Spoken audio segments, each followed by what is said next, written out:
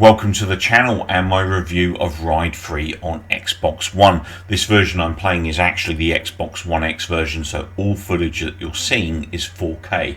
Now we're starting the game's menu system, and the first thing that we get to access is the career mode.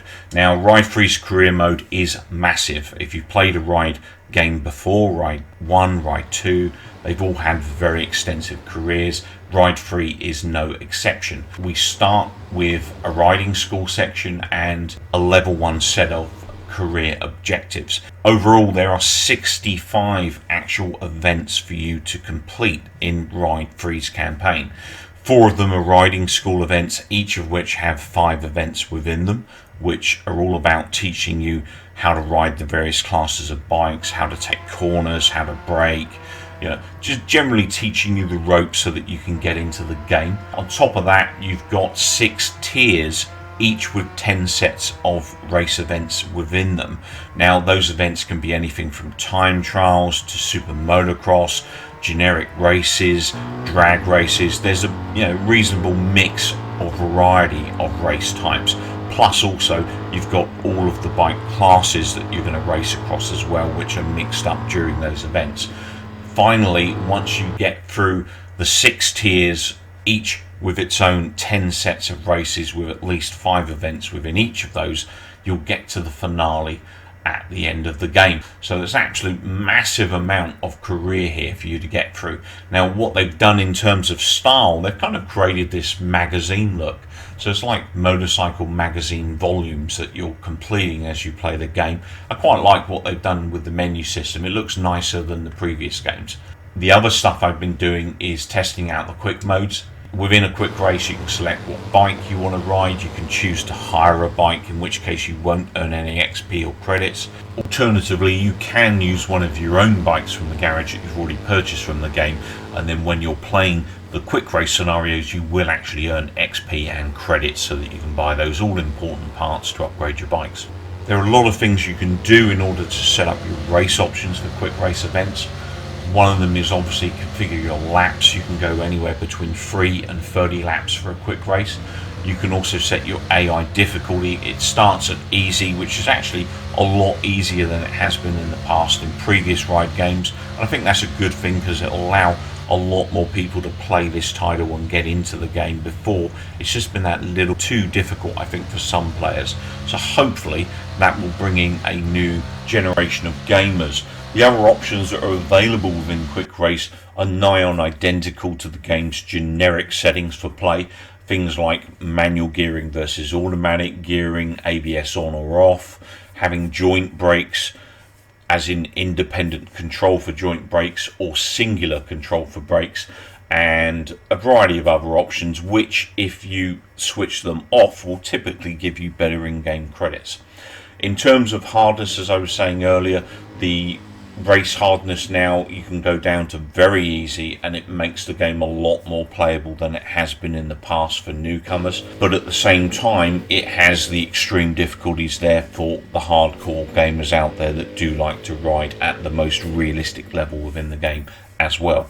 In addition, there's a time attack mode whereby you compete on worldwide leaderboards as well as a drag race option.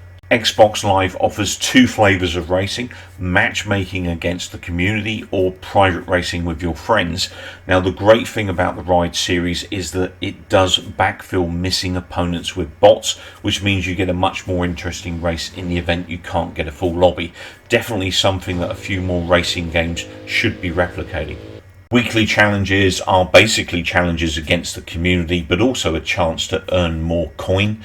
In the past Ride 2, there was actually a daily challenge option, which I really enjoyed doing those because it drew me back into the game on a daily basis just to get those extra few points for my rider and also some extra coin for those all important upgrades and bikes. Bit of a shame it's not in here at the moment. Maybe it will come in the future, but right now you only do get weekly challenges in Ride Free. So new to Ride Free is the game's livery editor. So very much in the way that Forza Horizon 4, Forza Motorsport have livery editors where you can actually create skins for your vehicles, you can now do the same in Ride. I haven't played with this too much, but while I was kind of looking at the community, I thought I'd put a few examples up for you here on the video so you can kind of see what the community's up to and what kind of stuff you can do with this livery editor.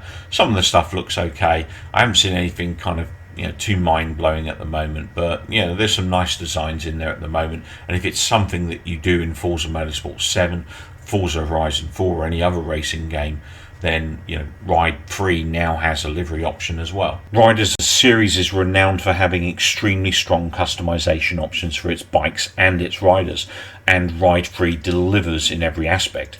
There are a massive amount of helmets, rider gears in terms of suits, gloves, boots. You can configure visor colors, you can configure knee pad colors. There's just a really good selection of configurable options for your various rider suits, of which there are 5 in the game.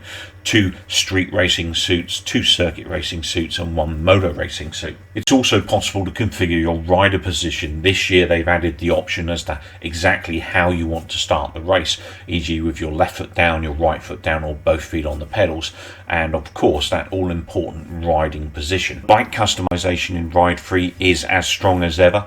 There is a massive amount of performance parts that you can change, now totaling up to 19 depending on the manufacturer, and also 6 aesthetic parts that you can change in order to change the look of your various rides. Colouring some of the parts now has actually moved away from buying individual parts that are a particular colour to actually placing the colorization of parts within the livery editor section of the game. That way it's kind of separating you buying lots of parts because of all the different available colors. You actually buy one part now and then you color it in the livery editor. So it all kind of makes sense. Just a few things are in different places if you're used to the Ride games previously. Ride 3 has 27 bike manufacturers now as part of its catalogue, including 230 bikes amongst those manufacturers at base. During the course of the game's initial year of DLC, there will be an additional 77 bikes added to the game as well as 195 extra events. Now, in terms of bikes, when I looked in the menu initially, I did only see 189, so I'm presuming that there are quite a large number of bikes that will unlock as you progress through the game's career mode.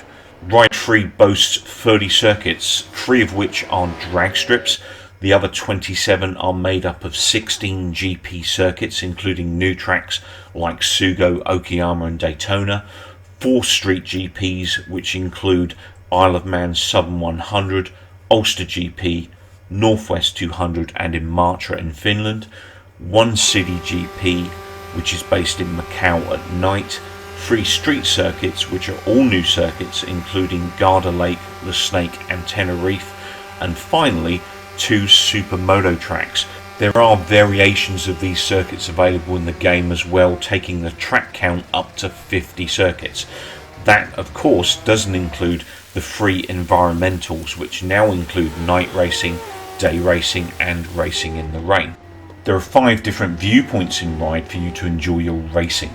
The first of which is this close chase mode. You do have a slightly further away chase mode, as well as the more generic on the front of the bike view, where you definitely get the fastest experience at racing.